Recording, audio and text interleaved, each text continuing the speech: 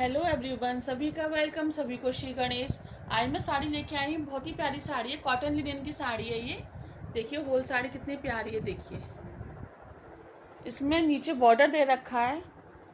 साड़ी के नीचे वाली जगह पर भी जहाँ फॉल लगती है और एक जो ऊपर वाली जगह पर, दोनों जगह पर ये इसमें कॉपर कलर का, गोल्डन भी नहीं कह सकते ना कॉपर कह सकते, कुछ अलग ही कलर का ही बॉर्डर है। ये इसका पल्लू पोर्शन है। पल्लू में भी इसमें टसल्स लगे हुए हैं, बहुत ही प्यारे टसल्स हैं कॉटन के। बहुत ही प्यारी साड़ी है। होल साड़ी में सीक्वेंस लगे हुए हैं ये स्टिच के साथ में। देखिए इसका प्राइस 999 है। देखिए सीक्वेंस आपको दूर से दिख रहे होंगे चमकते हुए, होल साड़ी में लगे हुए हैं इसमें। ये इसका ब्लाउज पीस है।